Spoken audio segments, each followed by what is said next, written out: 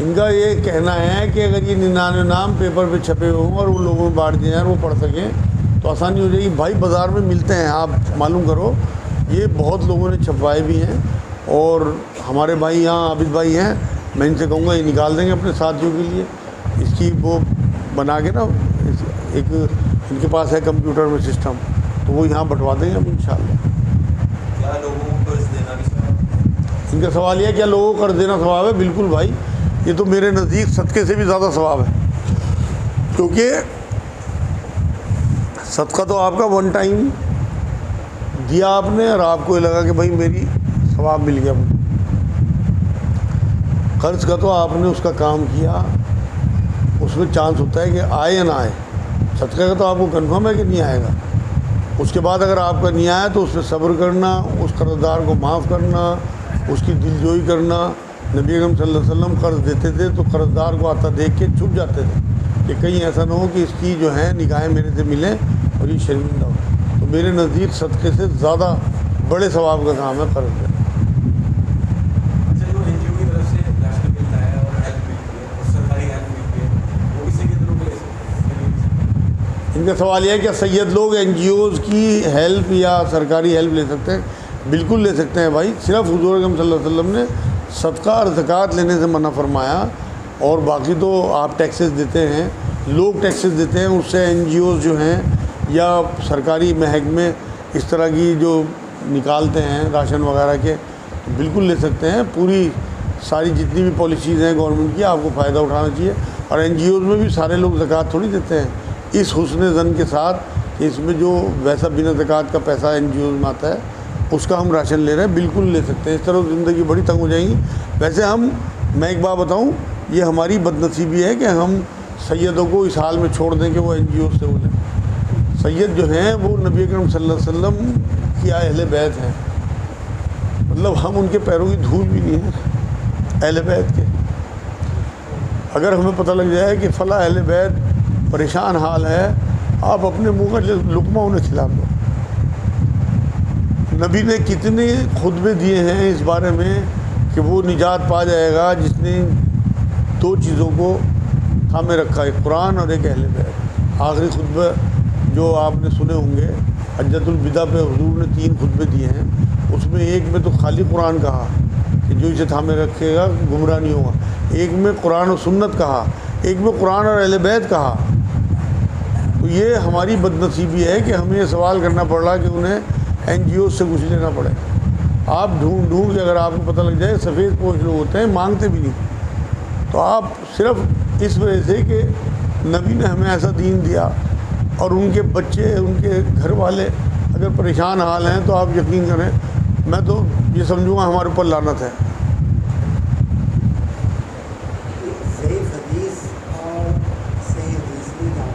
ان کا سوال یہ ہے ضعیف حدیث اور صحیح حدیث میں کیا فرق ہے, بس یہی سوال ہے. اس میں مزید سوال ہے کہ کیا ہم ضعیف حدیث سننے کے بعد کیا اس پہ عمل کر سکتے ہیں؟ ہاں وہ میں بتاتا ہوں آپ کو, بڑا اچھا سوال ہے.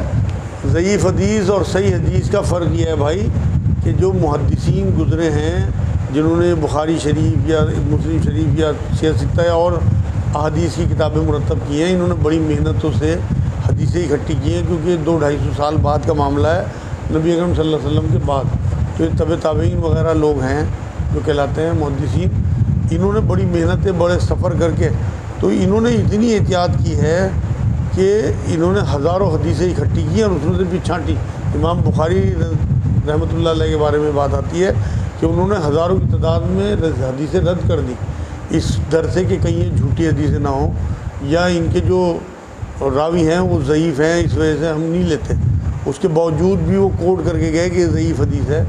ضعیف حدیث کا مطلب یہ ہے کہ ان میں جو روایت کرنے والے ہیں, مان لو ایک حدیث کو 6 لوگوں نے روایت کی, اوپر سے چلی آ رہی, کسی صحابی سے سنی, اس کے بعد تابعین, اس کے بعد طب تابعین, پھر دوسرے طب تابعین, تو اس کے بعد ان تک پہنچی. تو انہوں نے یہ دیکھا کہ جو روایت کرنے والے لوگ ہیں ان میں کوئی گناہ گار تو نہیں ہے, ان میں کوئی جھوٹا, ان میں کوئی فریب دینے والا, کوئی ایسا کام کرنے والا, حرام کام کرنے والا تو نہیں ہے. تو اگر وہ ایسا کوئی ہوا تو اسے تو انہوں نے چھوڑ دی. اور کوئی ہلکا پھلکا گناہ گار ہوا, مان لو اس سے کوئی کبھی ایک آدھ بار کوئی غلطی ہو گئی, منہ سے جھوٹ نکل گیا, تو اسے بھی ضعیف قرار دے دیا, حالانکہ وہ حدیثیں ہیں. میرے نزدیک کیونکہ 200-250 سال بعد مرتب ہوئی، تو صحیح حدیث کی اصطلاحات جو ہے وہ بھی انسانوں کی دی ہوئی ہے، اور ضعیف حدیث کی اصطلاح بھی انسانوں کی دی ہوئی ہے۔ اس لیے اگر آپ کو کہیں صحیح حدیث ملے تو پہلے تو آپ اسے فالو کریں، لیکن نہیں ملتی ہے آپ کو کوئی ترغیب دلانے کے لیے، آپ کے عمل ٹھیک کرنے کے لیے، آپ کے ایمان کو درست کرنے کے لیے، اگر آپ کو ضعیف حدیث لگتی ہے کہ میرے کردار میں تبدیلی آتی، بالکل عمل کریں، اسے کوٹ بھی کریں۔ میں تو کرتا ہوں بھائی آپ لوگوں کے سامنے، آپ کو پتہ نہیں ہوتا اس میں صحیح اور ضعیف دونوں حدیثیں میں کوٹ کرتا رہتا ہوں، کئی بار بتا بھی دیتا ہوں، کئی بار نہیں بھی بتاتا۔ اچھا، اسی سوال کے اوپر ایک سوال میرا بھی ہے کہ صحیح حدیث اور ضعیف حدیث جو ہیں وہ لگ بھگ 1000 سال سے چلی آ رہی ہے، 1000 سال سے بھی زیادہ، تو اس کے بعد میں جتنے علماء ہوئے انہوں نے اس پر کوئی کام نہیں کیا۔ بہت ساری ضعیف حدیث سے ایسی ہیں جیسے آپ نے بھی کہا تو بالکل صحیح حدیث میں بھی ہیں اور ضعیف میں بھی ہیں۔ 6 حدیث ہیں اس میں سے ایک ضعیف ہوئی کسی طرح کی وجہ سے، اور 5 حدیث ہیں وہ صحیح کیٹیگری میں آ گئی۔ تو اس کے بعد بڑے جو محدث ہوئے ہیں انہوں نے اس کے اوپر کام کیوں نہیں کرا کہ ان کو موضوع کی لسٹ میں قرار کر دیں جو حدیثیں صحیح نہیں ثابت ہوئی۔ ان کا سوال آپ سمجھیے بھائی کہ بعد میں کام نہیں ہوا، ایسا نہیں ہے میرے بھائی، بہت کام ہوا، اور اب تو اتنا زیادہ چھانٹ دیا گیا بالکل، اور ان کی قبروں کو اللہ نور سے بھر دے جن لوگوں نے اس میں کام کیا ہے۔ سعودی عرب کے بہت بڑے بڑے عالم اور امام جو ہوئے ہیں، خاص طور سے اہل حدیث، انہوں نے اس میں بہت کام کیا۔ بعد میں البانی رحمۃ اللہ علیہ کا بھی بہت بڑے بزرگ گزرے ہیں کچھ سال پہلے ہی، انہوں نے حدیثوں پہ بہت کام کیا، اور اب تو بالکل چھانٹ دی، موضوع حدیثیں جو ہیں جھوٹی حدیثیں انہیں بالکل چھانٹ دیا گیا، اور ضعیف حدیثوں کا الگ مجموعہ بنا دیا گیا، صحیح حدیثوں کے الگ ہیں۔ لیکن اس کے باوجود بھی اگر کہیں کوئی چیز نبی اکرم صلی اللہ علیہ وسلم کے مزاج سے میل نہیں کھاتی تو وہ اگر صحیح حدیث میں بھی ہے تو آپ کو چھوڑ دینی چاہیے۔ اس کے لیے آپ کو سیرت پڑھنی چاہیے نبی کی، نبی کا مزاج، نبی کا رویہ، نبی کے حرکتیں، نبی کی سوچ، نبی کا مشن اگر آپ کے ذہنوں میں ہوگا، اگر آپ نے سیرت پڑھی ہوئی ہوگی تو آپ کو صحیح حدیث اور موضوع حدیث اور ضعیف حدیث چھانٹنے میں کوئی دقت نہیں آئی۔ آپ یقین کریں، مطلب 100% تو نہیں میں کہتا، 90% میں حدیثیں پڑھ کے پتہ لگا لیتا ہوں خود ہی کہ یہ صحیح حدیث ہوگی یا یہ ضعیف حدیث ہوگی۔ مطلب اتنا بڑا عالم تو میں نہیں ہوں کہ 100% کہہ دوں، مگر الحمدللہ اتنا تجربہ مجھے ہو گیا کیونکہ میں نے نبی کی سیرت پڑھ رکھی۔ یہ میرے لیے اسپیشل بات نہیں ہے، یہ آپ لوگوں کے لیے بھی اسپیشل ہے کہ اگر آپ نبی کی سیرت پڑھ لیں گے تو وہی چیز تو علم ہے، تو جو بھی محنت کرے گا اسے ملے گا، تو آپ لوگوں کو بھی اس میں اندازہ ہو جائے گا، سوال کرنے ہی نہیں پڑیں گے ضعیف اور اس کے۔ دعا کی قبولیت کا سب سے آسان طریقہ کیا ہے؟ دیکھو جی، دعا کی قبولیت کا سب سے آسان طریقہ پوچھ رہے ہیں، 2 طریقے ہیں۔ ایک تو نبی اکرم صلی اللہ علیہ وسلم نے یہ بتایا ہے کہ اگر تیرے پیٹ میں حرام کا لقمہ ہو اور تیرے بدن پہ حرام کی قمیض ہو تو اللہ کو تیری دعاؤں سے کیا لینا۔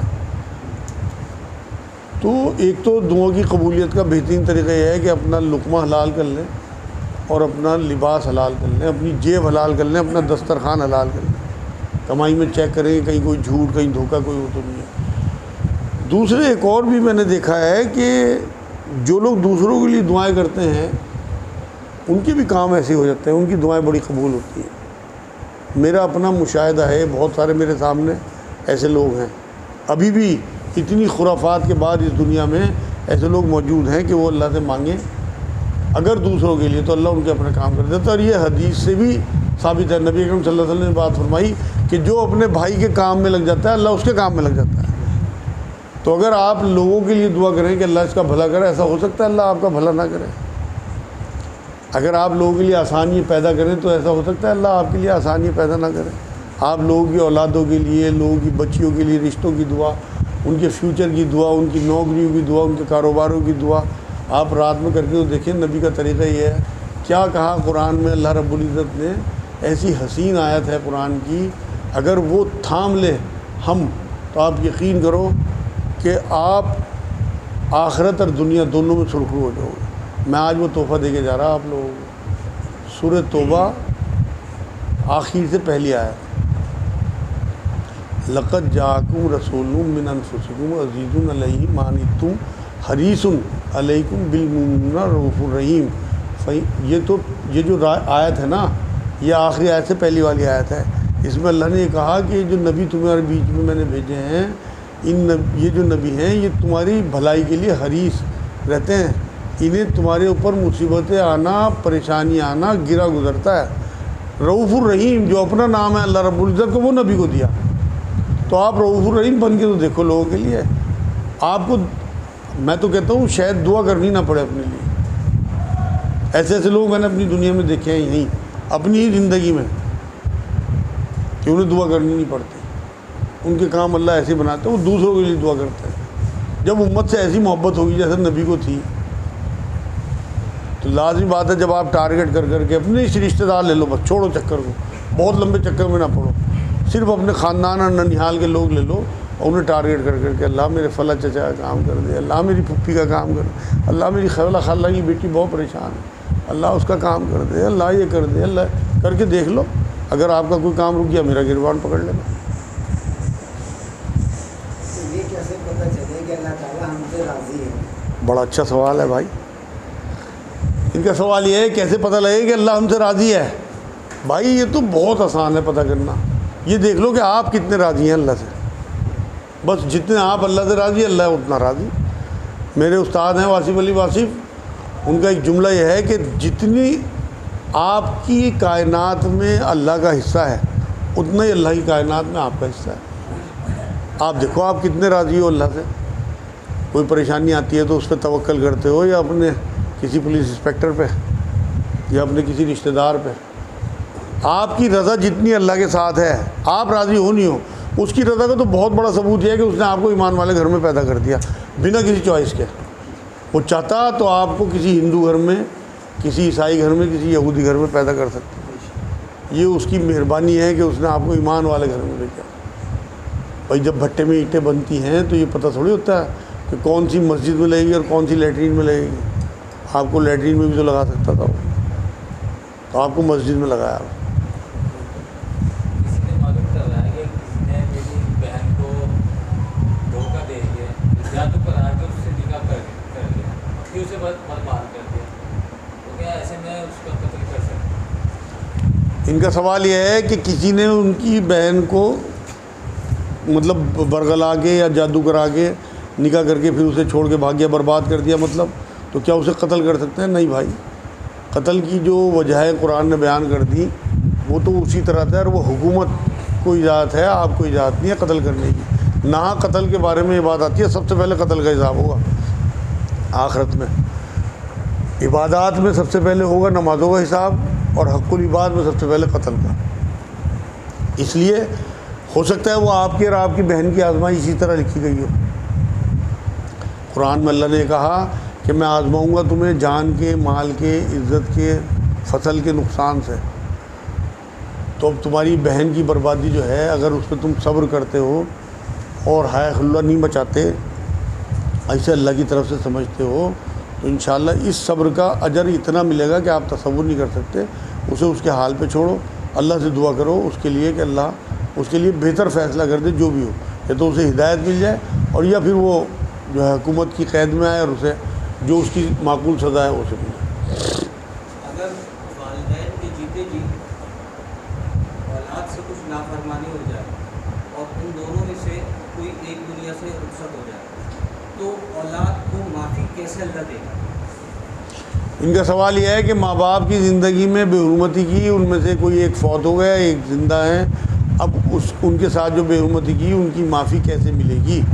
بڑا اچھا سوال ہے بھائی، اور نبی اکرم صلی اللہ علیہ وسلم نے اس کے بارے میں بات بتائی ہے کہ جو زندہ ہے ان کی تو بہت زیادہ خدمت بڑھا دو، اور جن کا انتقال ہو گیا ان کے رشتہ داروں کے ساتھ جو ہے بہتر سلوک اپنا شروع کر دو۔ جیسے مدر کے ساتھ آپ نے اچھا سلوک نہیں کیا تو اس کی بہنوں کے ساتھ، ان کے بھائیوں کے ساتھ اپنا سلوک، اپنے تحفے، اپنا ملنا جلنا، ان کے ساتھ ٹائم اسپینڈ کرنا یہ بڑھا دو، اور دوسرے ان کی قبر پہ جانا شروع کرو اور ان کے لیے مغفرت کی دعائیں بڑھا دو۔ تو جب آپ ان کے لیے مغفرت کی دعا کریں گے تو اللہ اس کے کمپنسیشن میں آپ کے گناہ معاف کر دے گا انشاءاللہ۔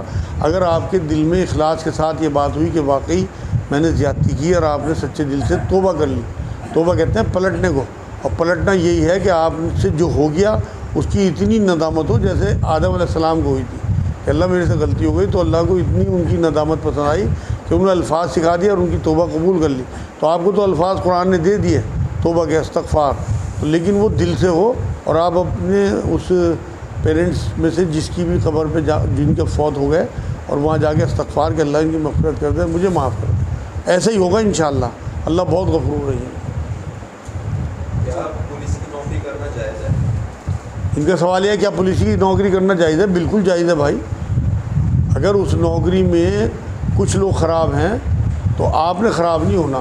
اصل تو پولیس کی نوکری میں جو چیزیں ہیں، جب اقتدار آتا ہے تو اس میں تھوڑی سی زیادتی ہوتی ہیں، ظلم کرنا، رشوتیں لینا، غلط پھنسا دینا، یہ وہ چیزیں ہیں نیگیٹو پہلو پولیس کی نوکری کے جو ہمارے معاشرے میں عام ہیں، یہ حرام ہے، ان سے بچنا ہے آپ کو۔ باقی آپ مظلوموں کے کام آؤ، آپ کو اللہ نے ایک کرسی دے دی، ایک ڈنڈا آپ کے ہاتھ میں دے دیا، ظالموں کو ظلم کے ان کے جو انجام ہے اس تک پہنچاؤ اور مظلوموں کے کام آؤ۔ اللہ نے آپ دیکھو نا، ایک نبی نے خود مانگ کے فوڈ منسٹری لی تھی یوسف علیہ السلام نے کہ میرے ہاتھ میں طاقت ہوگی، میرے ہاتھ میں کرسی ہوگی تو میں غریبوں کے کام آؤں گا، اور پھر کتنا مال بانٹا، کتنا اناج بانٹا، جبکہ وہ بادشاہ شرابی تھا۔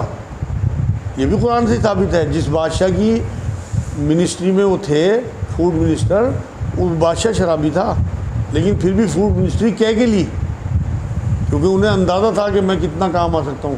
اگر آپ کو اندازہ ہے کہ اس ملک کے حالات جو ہیں وہ اس ٹائم غریبوں کے حق میں نہیں ہے، تو بالکل آپ لوگوں کو پڑھ کے اور جوائن کرنا چاہیے۔ اسلام میں اچھے ڈاکٹروں کی بھی ضرورت ہے، اچھے حافظوں کی بھی ضرورت ہے، اچھے مولویوں کی بھی ضرورت ہے، اچھے انسپیکٹروں کی بھی ضرورت ہے، اچھے ایس پی کی بھی ضرورت ہے، اچھے ڈی ایم کی بھی ضرورت ہے۔ عام طور سے ہم جو ہے جمعے کے روز سورہ کہف پڑھتے ہیں، تو کیا اس کا کوئی مخصوص وقت ہے یا کبھی بھی پڑھ سکتے ہیں؟ ان کا سوال یہ ہے جمعے کو سورہ کہف پڑھنے کی جو تلقین ہے اس کا کوئی وقت ہے؟ دیکھو جی، دو روایتیں ہیں، نبی اکرم صلی اللہ علیہ وسلم کی حدیث پاک ہے سورہ کہف کے بارے میں۔ تو ایک میں تو رات کا ٹائم کہا اور ایک میں کہا کہ جمعے کے دن، اور نبی کی سنت یہ ہے کہ آسان چیز لے لیتے تھے مشکل اور آسان میں، اس میں ہمیں آسان ہے دن میں ہمیں پورے 24 گھنٹے ملتے ہیں۔ جمعرات کی شام مغرب کے بعد سے آپ کا ٹائم شروع ہوا اور اگلے دن مغرب سے پہلے آپ کا ٹائم پورا ہوتا ہے جمعے کے، تو آپ کبھی بھی پڑھ دو۔ تو یہ آسانی یہی ہے کہ آپ کسی بھی ٹائم، اور نبی تو یہاں پر فرمایا کہ اگر بھئی آپ پوری نہیں پڑھ پا رہے تو شروع کیا آخری کی 10 آیتیں پڑھ دیا کرو، کوئی ان میں سے کوئی ایک پڑھ دیا کرو۔ تو یہ ایک تحفہ ہے نبی اکرم صلی اللہ علیہ وسلم کا جو دجالی فتنے سے بچانے کے لیے آپ کو دیا گیا۔ تو سورہ کہف پڑھنا آپ کے لیے بہت سعادت کی بات ہوگی ہر جمعے کو۔ ٹائم میں نے آپ کو بتا دیا بہت بڑھیا کہ 24 گھنٹے میں آپ کبھی بھی پڑھ سکتے ہو، اور اس میں اگر آپ کے پاس اتنا ٹائم نہیں ہے، مان لو بہت زیادہ آپ امبانی اور اڈانی بن گئے، تو 10 آیتیں پڑھ دیا کرو بھائی۔